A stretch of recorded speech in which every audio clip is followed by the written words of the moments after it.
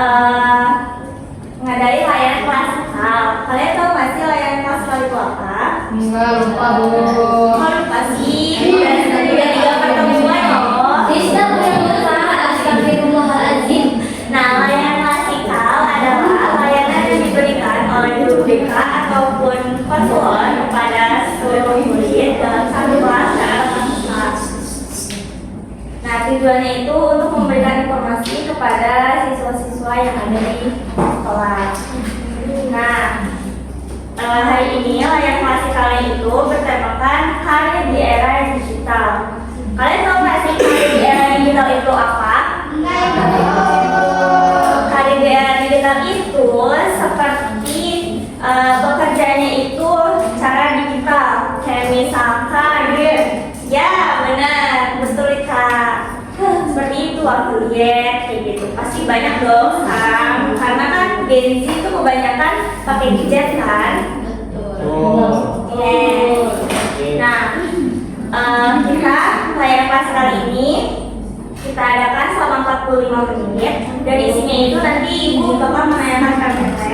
Terus kalian akan dibagikan kelompok, 2 kelompok. Terus ada pemaparan video juga. Nah, aturan yang ada di layanan klasikal Ibu ini yaitu tidak boleh makan.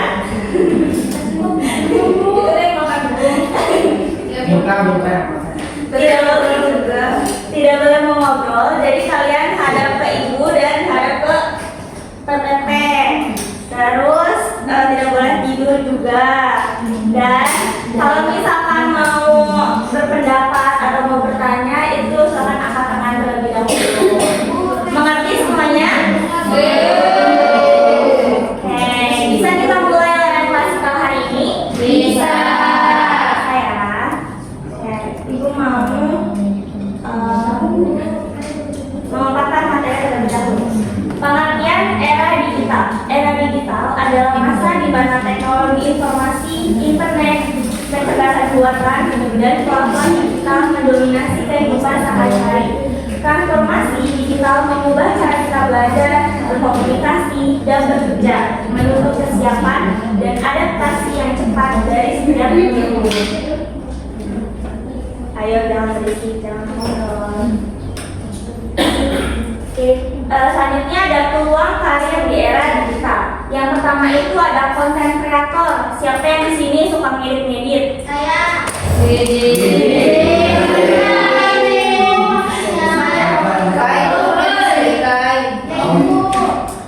Terus yang kedua ada digital marketing dan SEO spesialis.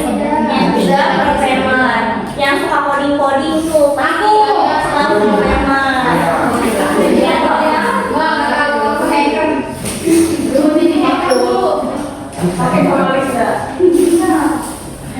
Selanjutnya ada UI sama UX designer. Dan yang kelima cyber security atau AI specialist. Nah, keterampilan yang dibutuhkan dalam digital era ini yaitu literasi digital. Yang kedua berpikir kritis dan pemecahan masalah. Yang ketiga kemampuan beradaptasi. Dan yang keempat kreativitas dan inovasi. Nah, tantangan di era digital ini persaingan yang ketat. Walaupun kalian kerjanya di rumah terus hanya menggunakan HP, tapi persaingan itu ketat. Soalnya bisa jadi yang lain lebih dari kalian gitu. Jadi kalau misalkan mau membangun karir digital era ini, kalian harus bisa dalam media sosialnya. Yang kedua perubahan teknologi cepat. Yang ketiga otomatisasi pekerjaan. Dan yang keempat tuntutan kompensasi. Nah, strategi mempersiapkan karir. Yang pertama itu mengenali minat, bakat, dan potensi diri. Yang kedua menentukan tujuan karir yang jelas. Yang ketiga mengembangkan keterampilan digital sejak dini. Yang keempat mengikuti pelatihan dan kursus online. Yang kelima membangun portofolio karya dan prestasi. Oke, penyampaian materi yang tadi Ibu sudah paparkan sudah selesai. Kalian paham kan? Paham. Oke,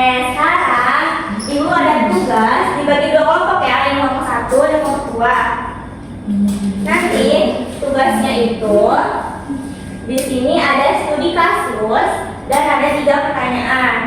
Nanti satu kelompok aja yang maju ke depan untuk menjawab 3 pertanyaan yang di depan ini. Ya, Ibu kasih waktu 2 menit cukup? Ya, selamat bertahan.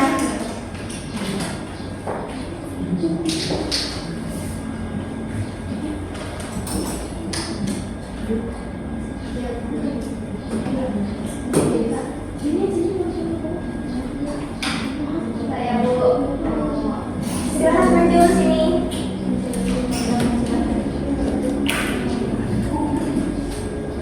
Yang pertama, apa masalah yang dialami Sela? Nah, masalah yang dialami Sela ini kebingungan dalam menentukan pilihan karir setelah lulus SMK.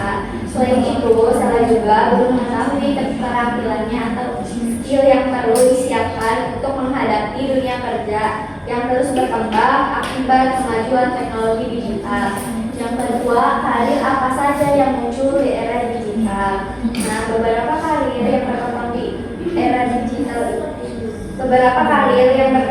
dan banyak dibutuhkan di era digital antara lain yang pertama itu content creator, digital marketing, programmer atau software, terus yang terakhir developer. Yang ketiga, jika kalian berada di posisi Sela, apa yang akan kalian lakukan untuk mempersiapkan karir masa depan? Saya akan mengenali minat dan bakat diri agar dapat memilih karir yang sesuai dengan kemampuan dan ketertarikan. Mencari informasi tentang berbagai profesi yang berkembang di era digital, beserta tugas dan prospek kerjanya. Mengembangkan keterampilan digital seperti penggunaan komputer, desain grafis, pemrograman atau pemasaran digital. Oke, terima kasih Rosita. Tepuk tangan untuk Rosita. Jawabannya, jadi dari Rosita itu kita bisa paham dan kita bisa tahu gitu era digital ini seperti apa. Nah, selanjutnya kita akan menonton video, tapi sebelum menonton video kita isi video dulu ya. Videonya Iya, bisa. berdiri yuk.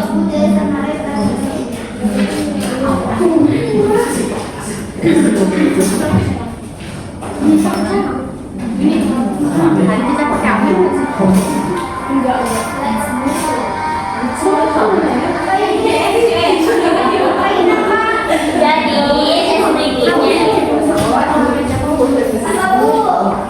Jadi SDG-nya kalian hanya lihat di depan apa yang ada di depan. Bisa kayak gini, kalian jongkok, pokoknya lihat aja di sini. Mulai ya. Ya, Bu.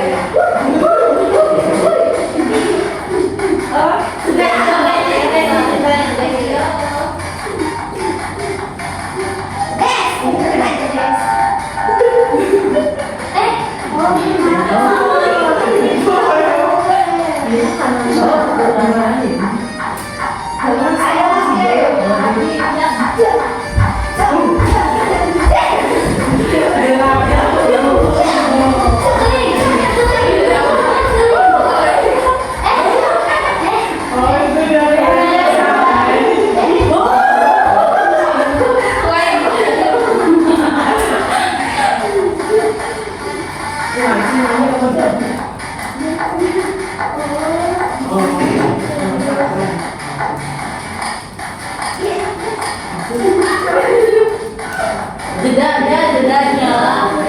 Kalau itu mah nanti kamu.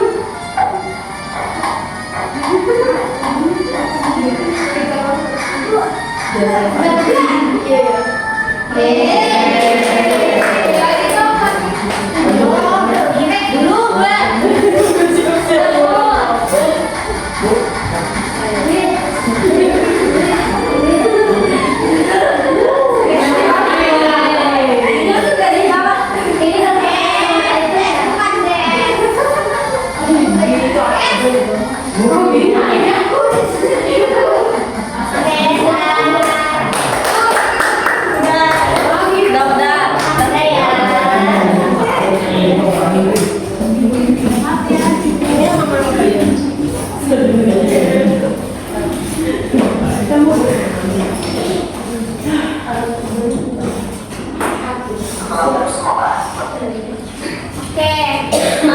Sudah semangat? Capek ya? Iya. Kalau mau minum, sambil minum dulu.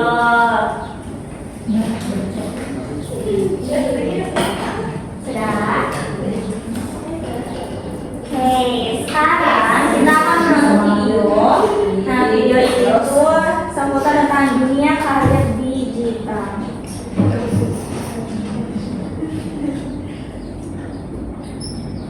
Silakan ditonton. Setelah lulus sekolah, banyak peluang terbuka. Halo Raka, halo digital. Wah, keren sekali. Sepertinya kita akan belajar banyak hal baru. Buat bisa jadi profesi. Kalau ditekuni, ini bisa jadi pekerjaan yang kreatif. Betul, tapi konten harus bermanfaat dan dikerjakan dengan serius. Kalau suka coding, aku bisa jadi web developer ya? Tentu. Dan UI UX designer memastikan karir teknologi digital. Karir bisnis digital mencakup promosi, pelayanan pelanggan, dan penjualan online. Promosi juga harus direncanakan dengan baik. Benar, pelayanan yang baik membangun kepercayaan. Ternyata dunia digital luas sekali. Di dunia digital, siswa bisa berkarya, membangun teknologi, Membantu bisnis dan mengelola data. data membantu kita memperbaiki strategi dan meningkatkan kualitas kerja di kuliah. Dari data, kita tahu yang perlu diperbaiki. Profesional belajar dari data. Dalam bisnis digital, komunikasi dengan pelanggan harus sopan. Promosi juga harus direncanakan dengan baik. Benar, kepercayaan pelanggan inilah ujian profesionalisme. Aku akan menyelesaikan tugas tepat waktu. Aku akan berkomunikasi dengan sopan. Profesional berarti disiplin, jujur, bertanggung jawab, dan terus belajar. Dunia karir digital terbuka bagi siapa saja yang mau belajar dan bersikap profesional. Bisa dimulai dari belajar dan berkarya. Dan harus dijalankan dengan profesional. Masa depan digital menunggu kalian.